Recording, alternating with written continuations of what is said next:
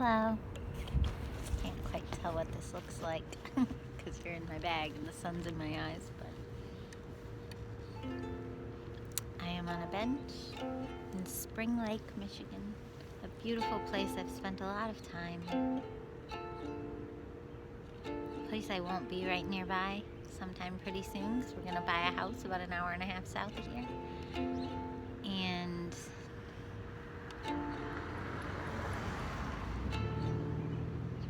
my desire to be away from a place started creating some fear and some panic around the current being in this place. So I spent a few months, as you may have seen if you are someone who watches these videos, spent a few months being really afraid of liking anything about Grand Haven or Spring Lake or this area, because the more I liked it, the less I felt motivated to move on to our next chapter, which I originally didn't know would be only an hour and a half south of here. I thought we were going to move somewhere like Colorado, but COVID kind of gave me a pause from how easily influenced I am by the things around me and the people around me, and gave me a pause to think about, well, who am I and where do I really want to be, which is partly where introverts come from. I think some introverts are just people who enjoy, almost like, I was going to call myself a barnacle, but we almost enjoy being like part of other people's stories a lot of the times. So like when I visit my really confident, successful brother, whom I love, I kind of mold and meld and emotionally just kind of shift and settle into his story and his ways of being, and I love it. Like, I don't mind being that way. I like honoring people. It makes me feel like a little cloud, but like a cloud with hearts in it. Maybe like a Care Bear. Like a Care Bear, like care a lot, floating to different places. And I like feeling that way. But, you know, coming back to the self and having all this time to myself without any real big demands on me socially or emotionally around me, and lessening the pressure that I used to put on myself, and really checking in and seeing what do I even want out of this life and out of this place and out of my time being in my early 40s, which, by the way, today is my last day of feeling like I'm truly early 40s. I suppose next year will be too, but I'm 42 right now, and next year, well, tomorrow, I'll be 43. And if you've never been 43 before, there's a whole series of things that you might feel you're supposed to be by 43. One of them might be a mom or a dad. One of them might be a homeowner, and I'm neither of those things. You certainly wouldn't feel like you're still supposed to be playing basement house shows with the cool kids, or playing even at music venues with the cool kids. Like, you just start feeling like, whoops, but not really in a bad way. I just didn't really do a lot of the things I meant to do when I was younger because I didn't know where they were and how to find them. And then I got to Michigan, and by my mid-30s, I was like, oh, wait, I see where they are, and I can tell what the path is in this Grand Rapids area and whole state of Michigan music scene. And it's multiple scenes in the state, but and a scene is just a collection of people doing similar things and valuing similar things. And there's ways I got lost inside that scene because there were some people who valued one thing over another thing, and I tried to imitate and copy them, which is what I do. And, you know, for better or for worse, I'm a Ditto, like Pokemon. Or I'm like a Kirby in Super Smash Bros. You know, and I can copy your powers and imitate your powers and imitate your strengths and learn your weaknesses, and I don't even mean to, so I have to be very careful who my influences are. But then that created a feeling of panic in me, and it made me become kind of obsessed in the last few months with boundaries when I already had so many social boundaries from it being COVID. So it's like, you know, somehow there's got to be a way to be around people and have that internal boundary without wanting to ditto them or copy them. You know, I don't know. I haven't figured it out. Usually when I'm around people that have something that's really beautiful and enviable, and it's something I don't have or know how to be or create, then when I go back into my own space, I feel really sad for a while. But if I'm around someone who doesn't have something that I have, and especially if they openly complain about it, whether it's, you know, back when I used to be really thin, if I was around people who were overweight and they would openly complain about it or say something, heaven forbid they said something directly to me, like, well, everything looks good on you, Jess. Like, I can remember the echo of 6 years ago of someone saying something like that to me, and it made me feel guilty to be thin and guilty to take care of my health. Like, I shouldn't do that. Like, that's offensive. Which was especially troubling because I was working so hard in order to be thin and to be healthy. So then I was like, well, why am I trying so hard at this if it's just pissing people off? So then I stopped trying so hard. On that note, I just bought myself a soft pretzel. Not because I also just signed up for Noom yesterday, so not to promote it, I don't even know if it'll work, but I can already tell that it's helping with my psychology. And the main thing that helps me lose weight is lowering my caloric intake, which this being like my whole lunch, but still. I used to just eat probably over 1,000 calories while snacking in front of Netflix or Hulu at night as a way to manage my anxiety. So anything I would ever say about, oh, I'm not on medication, it's like, well, yes, I was. My medication was food and snacking. And that was how I decompressed from all the feelings of the day.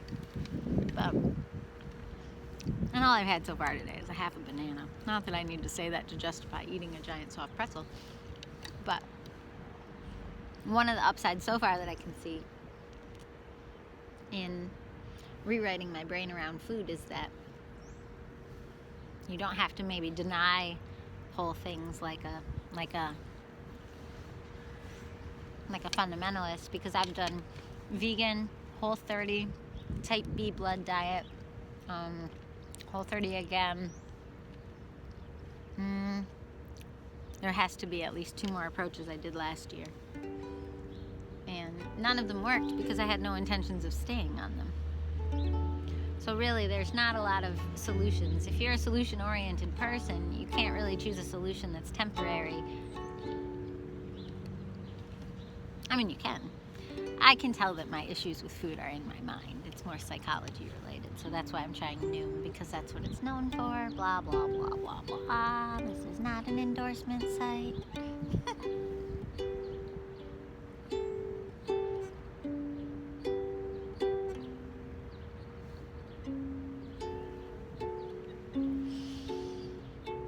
It is really beautiful here. I guess what I just wanted to say before I tried to write a song, or even felt like writing a song, like I just didn't even feel like writing one, I just felt like talking, but I guess what I really wanted to say is, I like it here.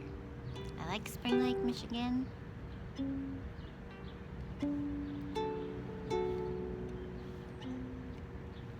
I think there's a part of me, that maybe feels guilty to like it here because of all the bad things that have happened here. And so whenever my mind is kind of tanking, low energy, low self-care, feeling bad about something I did or something that was done to me, if then at that moment you're in a place where a lot of bad things have happened, a place where you've recovered from a lot of really bad things but also felt the final effects of those really bad things, then if everywhere you go and everywhere you go around and look in this small town or tiny little universe, if everywhere you look you see your own past and it's hard not to see it, and it's impossible to avoid. Like when I lived in Chicago, it was easy to just avoid certain areas, but you know, maybe this is similar to the beginnings of waking up to the OCD that is me. Whether or not I want to live by a diagnosis, it still could be true. If you spend your life trying to avoid your triggers, your life will get very, very, very, very small.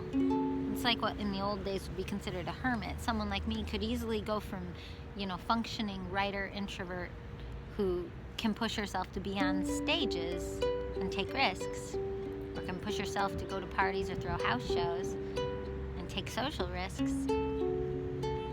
Someone like me might eventually just create a blanket statement like I made last year, even before COVID, where I'm just like, yeah, I just don't like shows. They're not worth the stress. And if I were to make that blanket statement, then I might just check out from the entire universe and become a hermit because I love writing and being alone and blah, blah, blah, blah.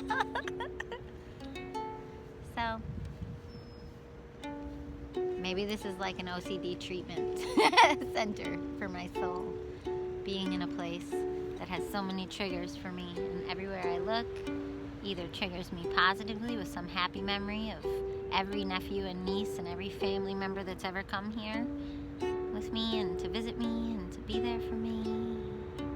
And friends who've come here to visit me and be there for me. And future dreams I planted on benches that never came to be, at least not yet, and maybe never will be, and that's okay.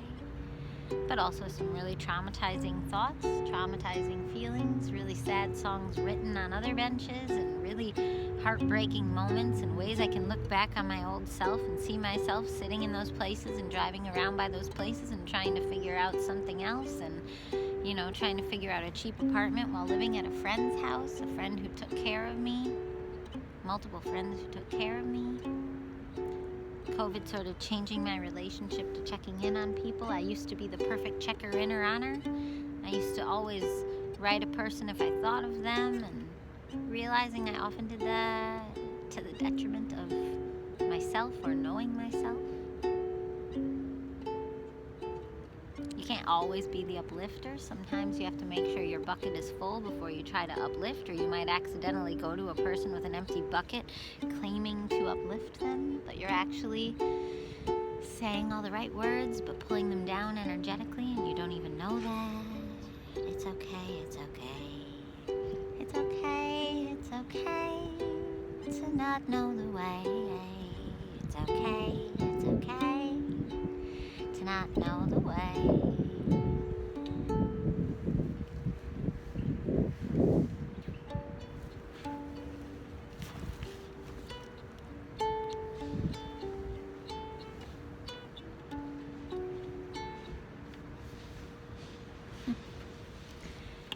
Blue sky mornings in the afternoon, coming true, coming through the clouds in my mind, taking up too much space and time. And you can see nothing,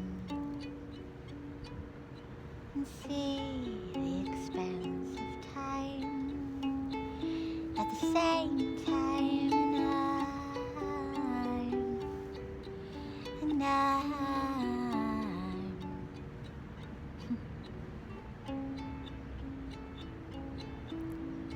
finally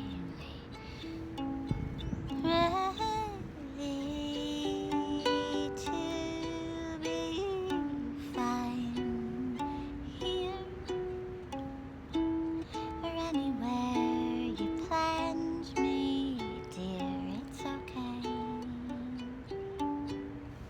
It's okay.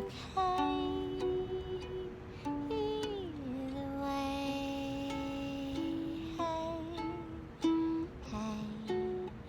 And we can sing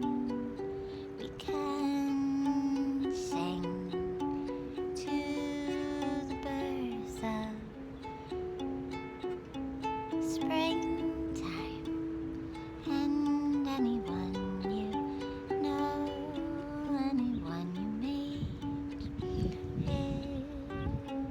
is the answer laid at your feet.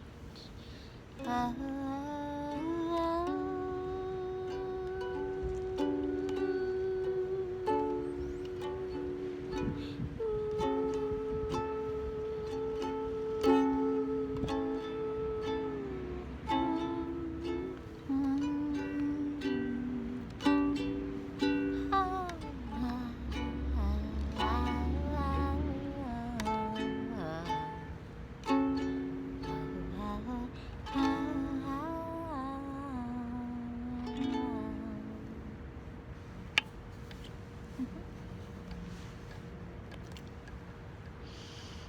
and these are some Village bakery vibes.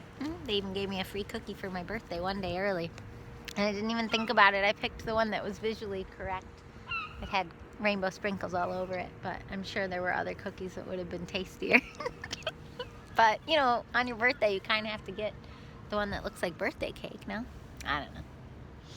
Thank you, Village Baker, Spring Lake, Michigan. I'm sure they mail things too, so like if you love amazing soft pretzels, I'm not sure how long they stay fresh, but they're amazing.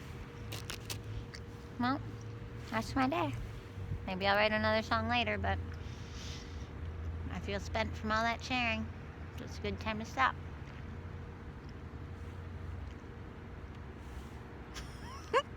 Otherwise you'll just keep watching me chew. Okay, bye.